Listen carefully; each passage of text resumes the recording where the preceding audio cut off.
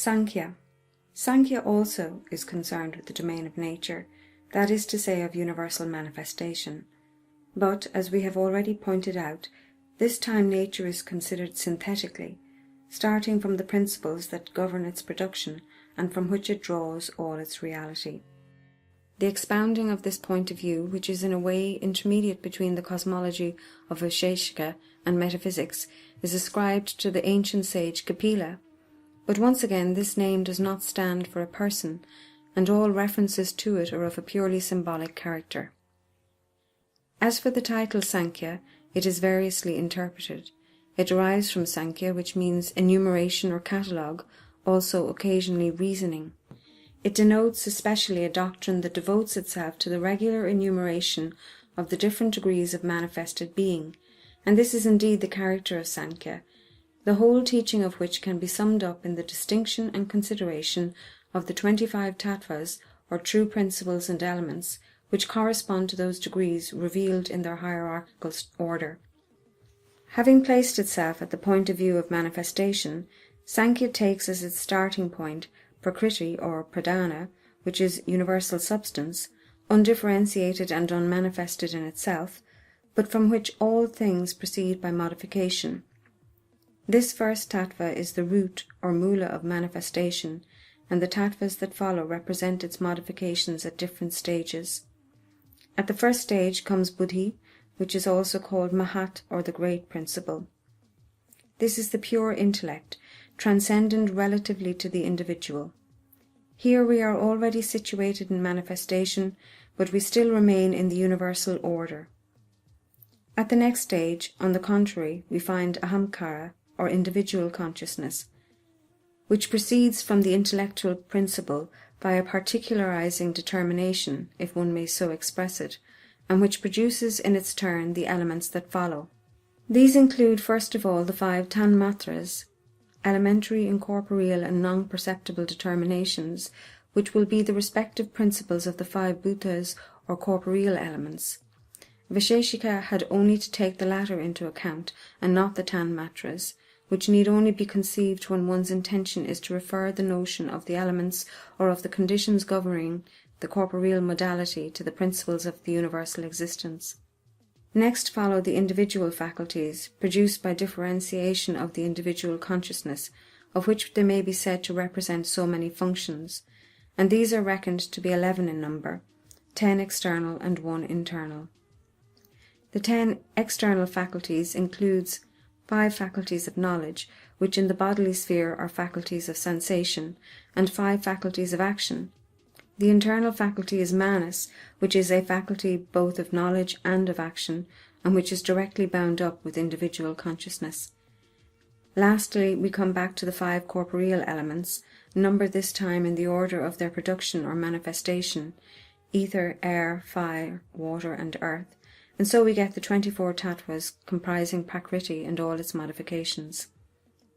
Up to this point, Sankhya considers things only in relation to substance, taken in its universal sense, but as was shown earlier, it is necessary to take into consideration, as the other pole of manifestation, a complementary principle that can be called essence. This is the principle to which Sankhya gives the name Purusha or Pumas, and which it looks upon as the 25th tattva, entirely independent of the preceding ones. All manifested things are produced by Prakriti, yet, but for the presence of Purusha, these productions could only enjoy a purely illusory existence. Contrary to some people's opinion, the consideration of these two principles does not imply the least suggestion of dualism. They are not derived from, nor reducible to one another, but they both proceed from universal being, in which they constitute the first of all distinctions. However, Sankhya is not called upon to go beyond this particular distinction, and the consideration of pure being does not enter into its point of view. But not being systematic, it admits the possibility of all that transcends it, and this is the reason why it is in no wise dualistic. To connect this statement with our previous remarks on the subject of dualism, it must be added that the Western conception of spirit and matter only corresponds to the distinction of essence and substance under very special conditions, and as a simple and particular application of that distinction, one among indefinite number of other analogous distinctions, all equally possible. It can thus be seen how far behind we have left the limitations of philosophic thought, even though we have not yet entered the realm of pure metaphysics. It is necessary to return for a little while to the conception of Prakriti. It is endowed with 3 gunas, or constituent qualities, which, in its primordial indifferentiation, are in perfect equilibrium. Each manifestation or modification of substance represents a rupture of this equilibrium, and all beings in their various states of manifestation participate in varying degrees in the 3 gunas, in indefinitely varying proportions.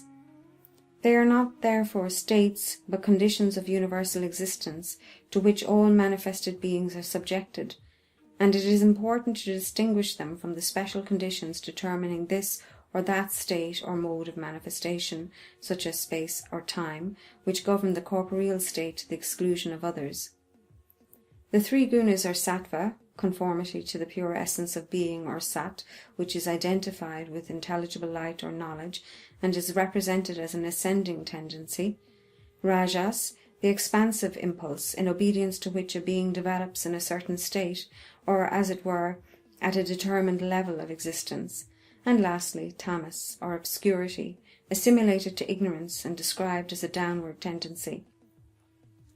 It is easy to see how inadequate and even false are the interpretations current among Orientalists, especially in regard to the first 2 gunas, which they try to designate respectively by goodness and passion, whereas quite clearly they do not imply anything of a moral or psychological nature.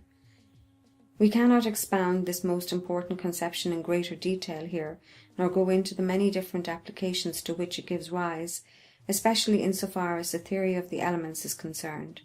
We must content ourselves with drawing attention to its existence.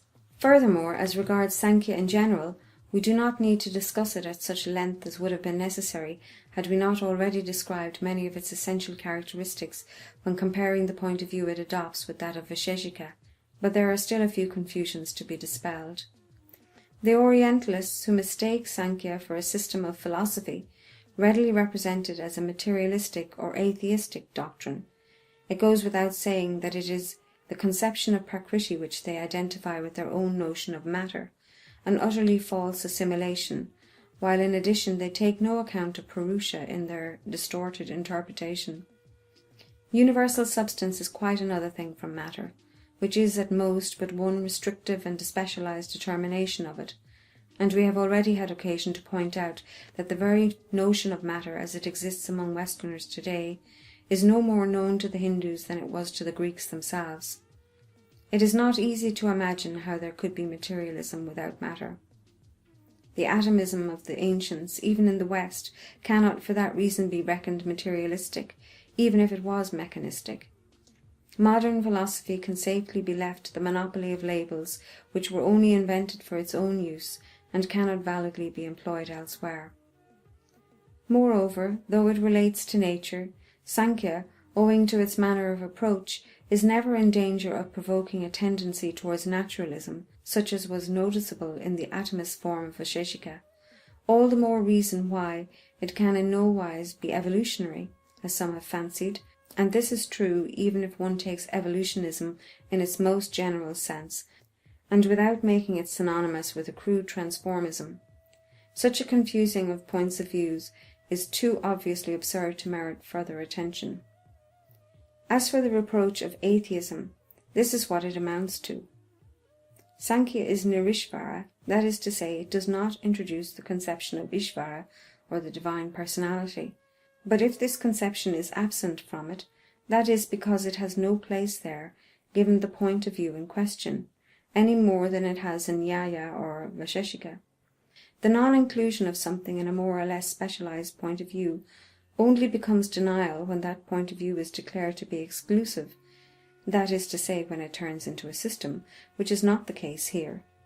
The Orientalists might well be asked whether European science, in its present form, should be labelled as essentially atheistic, because it does not introduce the idea of God into its particular province, which indeed it is no more qualified to do than Sankhya, since that is something which lies outside its purview. Moreover, side by side with Sankhya, as we have just described it here, There exists another darshana that is sometimes looked upon as a second branch of Sankhya, complementary to the first, and that is then qualified in order to distinguish it as Seshvara, because on the contrary it does introduce the conception of Ishvara.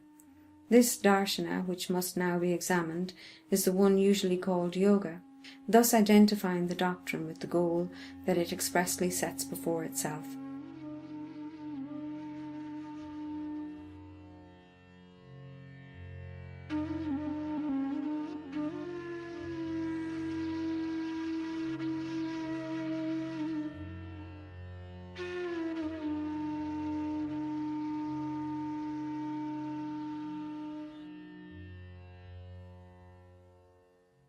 Yoga. The word yoga properly means union. It should be mentioned in passing, though it is really a matter of small importance, that we do not know why numerous European authors make this a feminine word, whereas in Sanskrit it is masculine. The principal meaning of the term is the effective union of the human being with the universal. Applied to a darshana, of which the formulation in sutras is attributed to Patanjali, it signifies that the darshana in question has as its goal the realization of this union and provides the means of attaining it. While the Sankhya viewpoint remains a theoretical one, we are here essentially concerned with realization in the metaphysical sense that we have already explained, notwithstanding the opinions of the professional Orientalists who imagine that they are concerned with a philosophy, or of the would-be esotericists who, attempting to make up for their own lack of doctrine by fanciful inventions, look upon yoga as a method for developing the latent powers of the human organism. The point of view in question refers to a totally different order of things, incomparably superior to anything that is implied in such interpretations, and it escapes the comprehension of both Orientalists and occultists alike. This is natural enough, however, since nothing of the kind is to be met with in the West. On the theoretical side, yoga completes Sankhya by introducing the conception of Ishvara, or universal being, and this conception permits of the unification first of Purusha, a multiple principle only so long as it is considered in relation to separate existences, and next of Purusha and Prakriti, since universal being as their common principle is beyond the distinction between them. Yoga again admits the development of nature or manifestation as described in Sankhya, but since it is here taken as the basis of a realization that is destined to lead beyond its own contingent sphere, it is considered, so to speak, in an order inverse to that of its development, namely, from the standpoint of return to its final end, which is identical with its initial principle. In relation to manifestation, the first principle is Ishvara, or universal being. That is not to say that this principle is absolutely first in the universal order, since we have explained the fundamental distinction to be made between Ishvara, who is being, and Brahma, which is beyond being. But for the manifested being, union with universal being may be looked upon as constituting a necessary stage on the way towards ultimate union with the Supreme Brahma. Besides, the possibility of going beyond being, either theoretically or from the point of view of realization, implies a complete metaphysical doctrine, which the Yoga Shastra of Patanjali does not claim to represent by itself alone. Since metaphysical realization essentially consists in identification through knowledge, whatever is not itself knowledge has value only as an accessory means. Accordingly, yoga takes as its starting point and fundamental means what is called ekagraya, that is to say, concentration. This concentration, as Max Müller admitted, is something quite foreign to the Western mind, accustomed as it is to direct all its attention upon externals, and to disperse itself amid their indefinitely changing multiplicity. It has indeed become almost an impossibility for this type of mind, and yet it is the first and most important of all the conditions of effective realization. Concentration, especially at the outset, can take for its support either a thought or else a symbol such as a word or an image. Subsequently, however, these auxiliary means become needless, along with the rites and other aids that may be employed concurrently in view of the same end.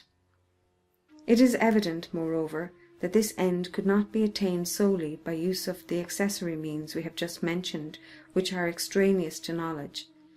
But it is none the less true that these means, though in no wise essential, are not to be despised, for they can possess a large measure of efficacy in assisting realization, and in leading, if not to its final goal, at least to its earlier stages.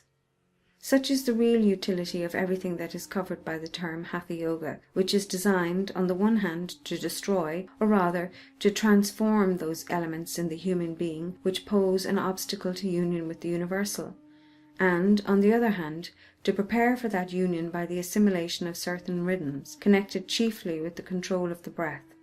But for reasons previously given, we do not intend to dwell here on questions affecting realization. In any case, it must always be borne in mind that, of all preliminary means, theoretical knowledge alone is really indispensable, and that later, when one passes to actual realization, it is concentration that matters most, and that leads to it in the most immediate way, for it is directly bound up with knowledge.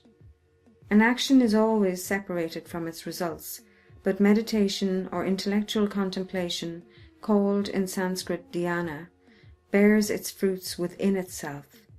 Moreover, action cannot bring about deliverance from the realm of action, a result that is implicit in the final aim of metaphysical realization.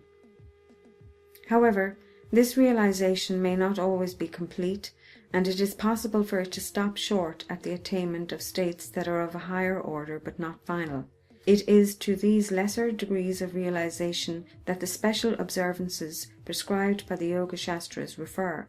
But instead of traversing them in succession, it is also possible, though doubtless more difficult, to pass them over in one leap in order to arrive directly at the final goal, and it is this last way which is often referred to by the term Raja Yoga.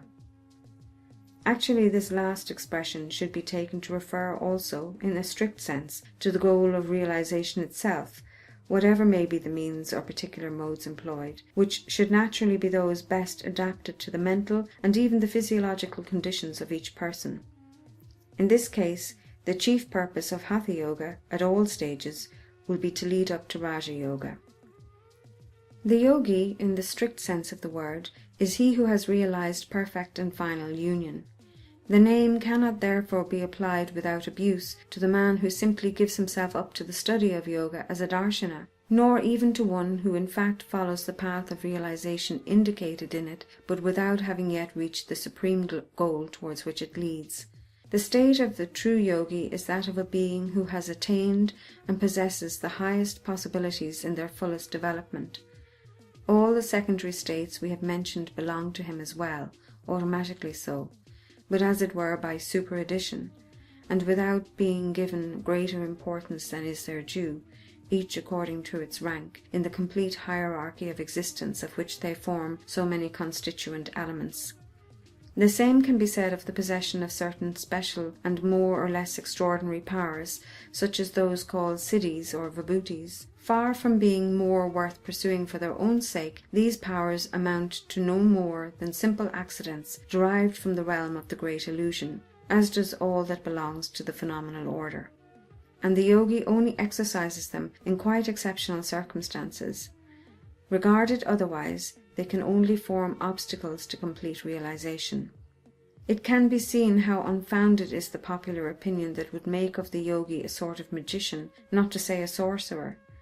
In truth, those who make a display of certain peculiar faculties, corresponding to the development of possibilities that do not, however, belong exclusively to the organic or physiological order, are not yogis at all, but they are men who, for one reason or another, and most often through intellectual insufficiency, have stopped short at a partial and inferior realization that does not extend beyond the limits of human individuality, and one can rest assured that they will never travel any further.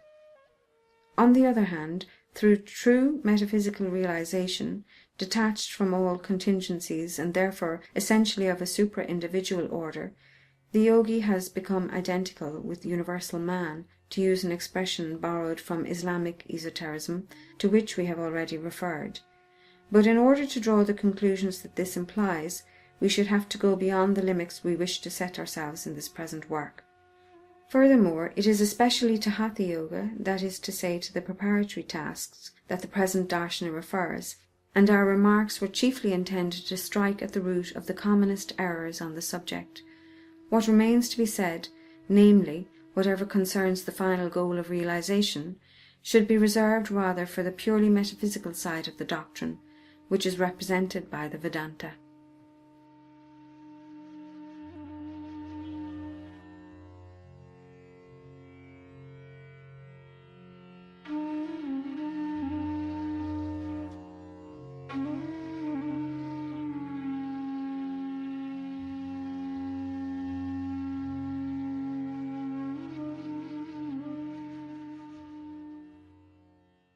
Vedanta.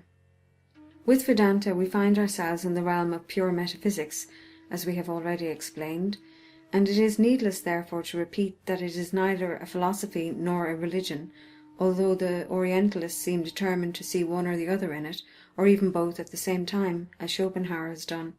The name of this final darshana etymologically means end of the Veda, and the word end should be taken here in the double sense, which it also possesses in English, of conclusion and goal. In fact, the Upanishads, on which it is essentially based, form the last portion of the Vedic texts, and what they teach, insofar as it can be taught, is the final and supreme goal of the whole of traditional knowledge, detached from all the more or less specialized and contingent applications to which it may give rise in various spheres. Their very title of Upanishads shows that they are destined to destroy ignorance, the root of the illusion that keeps beings fettered by the bonds of conditioned existence, and it also shows that they achieve their purpose by furnishing the means of approaching to the knowledge of Brahma. It is only a question of approaching this knowledge, that is because it is entirely incommunicable in its essence, and can be effectively reached only by strictly personal effort, which cannot be made up for by any external teaching, however exalted or profound. The interpretation just given is the one accepted by all competent Hindus. It would hardly be reasonable to prefer the unauthorized conjecture of various European writers who would have it that Upanishad means knowledge obtained by sitting at the feet of a teacher. Moreover, Max Müller, even while accepting the latter interpretation, felt bound to admit that it indicated nothing really characteristic, and could be just as well applied to any of the other parts of the Veda, since oral teaching is their usual method of regular transmission.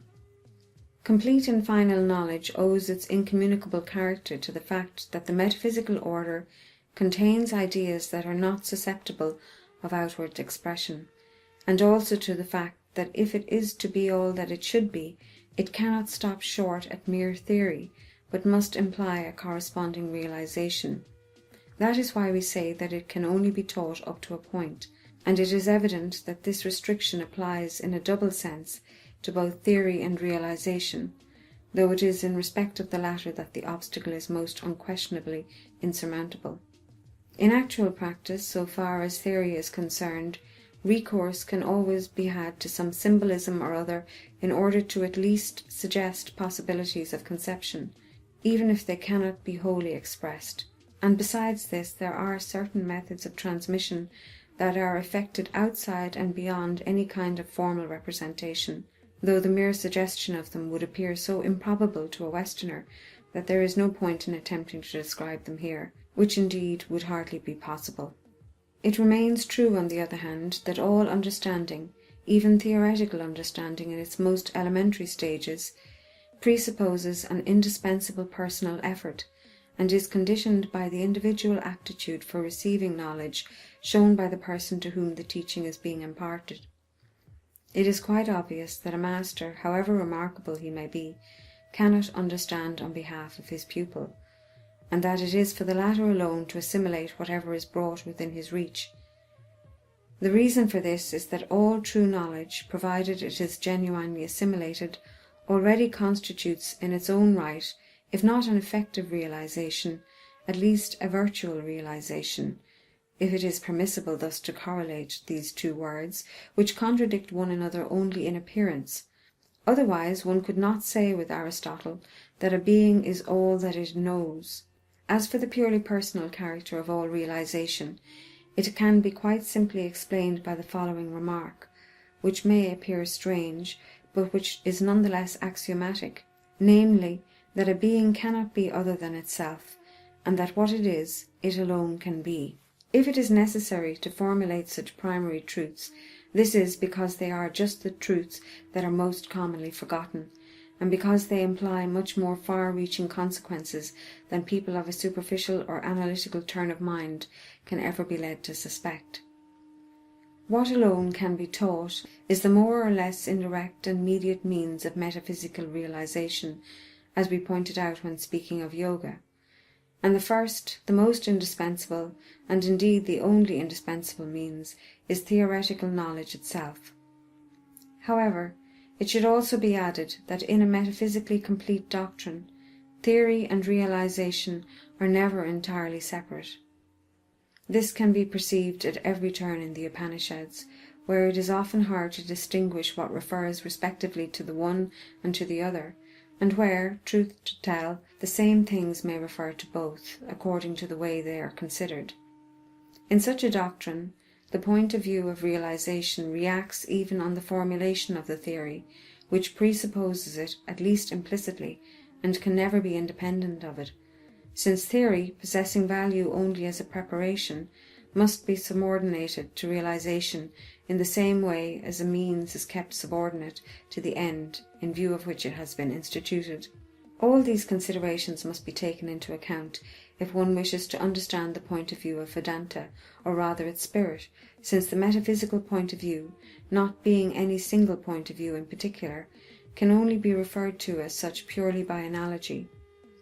Moreover, these remarks could be applied with equal force to any of the diverse forms assumed by traditional metaphysics in other civilizations, since metaphysics, for the reasons already given, is one in its essence and cannot be otherwise than one.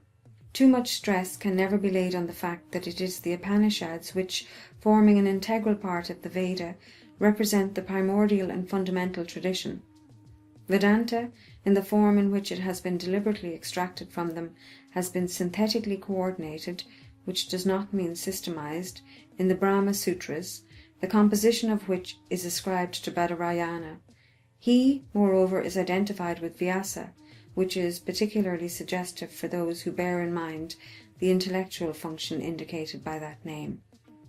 The Brahma Sutras, the text of which is extremely concise, have been the subject of many commentaries, among which those of Shankaracharya and Ramanuja are by far the most important.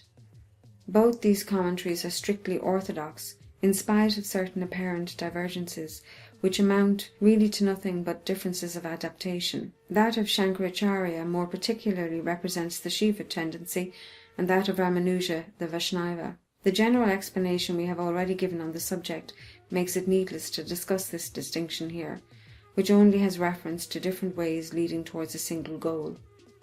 The Vedanta, being a purely metaphysical doctrine, appears essentially as Advaita Veda, or the doctrine of non-duality. We have explained the meaning of this expression when differentiating between metaphysical and philosophical thought. In order to indicate its scope as far as such a thing is possible, it may now be said that whereas being is one, the supreme principle, known as Brahma, can only be described as without duality, because, being beyond every determination, even beyond being, which is the first of all determinations, it cannot be characterized by any positive attribute. Such is the consequence of its infinity, which is necessarily absolute totality, containing in itself all possibilities. Thus, there can be nothing really outside Brahma, since such a supposition would be tantamount to limiting it. It follows immediately that the world, taking the word in its widest possible sense, that is, as universal manifestation in its entirety, is not distinct from Brahma, or at least is distinguished from it in illusory fashion only. On the other hand, Brahma is absolutely distinct from the world, since none of the determinative attributes that belong to the world can be applied to it, the whole of universal manifestation being strictly nil in relation to its infinity. And it will be noticed that this irreciprocity of relationship implies a formal condemnation of pantheism as well as of all immanentism. Moreover, pantheism, if one wishes to preserve for the term a sufficiently exact and reasonable meaning, is inseparable from naturalism, which amounts to saying that it is plainly anti-metaphysical. It is therefore idle to look for pantheism in Vedanta, and yet this opinion, ridiculous though it may be, is the one commonly put forward by Westerners, even by specialists. Here indeed is something likely to give Easterners, who are well aware of what pantheism really implies, a high idea of the value of European science and of the intelligence of its representatives. It is clearly impossible to give even a brief account of the doctrine as a whole, but some of the questions with which it deals, such as, for instance, the constitution of the human being considered metaphysically, can later be made the object of special studies. We will pause here over one point only, concerning the supreme goal, which is called moksha or mukti, that is to say, deliverance, because the being who reaches it, whatever state he may belong to, and whatever his rank within that state, is freed from the bonds of conditioned existence by perfect identification with the universal. This is the realization of what Islamic esotericism calls the supreme identity, and it is through this realization and through it alone that a man becomes a yogi in the true sense of the word.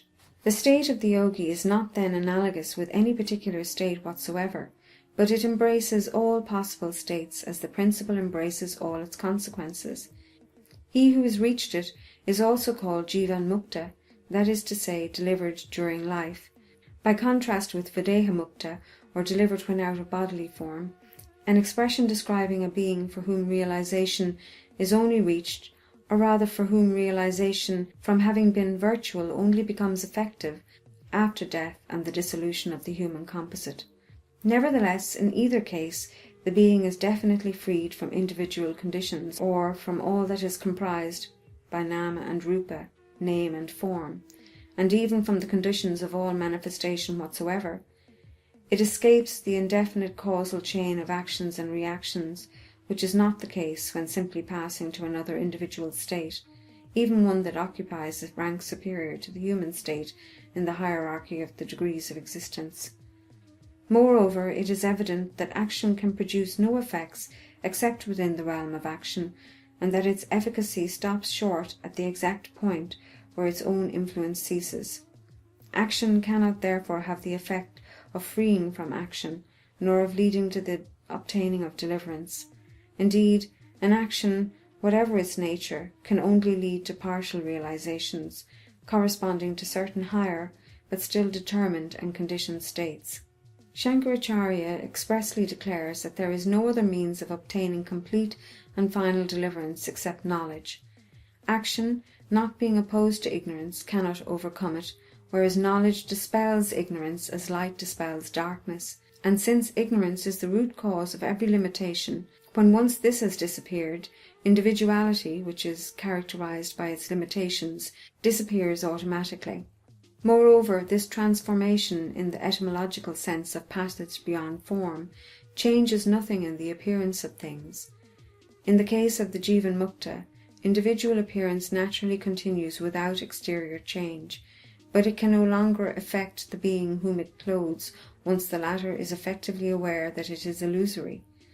But it must be added that to be effectively aware of this truth goes far beyond the mere theoretical conception of it.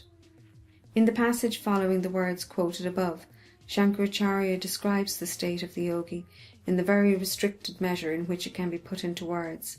His observations form the real conclusion of the study of the nature of the human being which we alluded to before, by showing the highest possibilities to which that being is capable of attaining, as the supreme and final goal of metaphysical wisdom.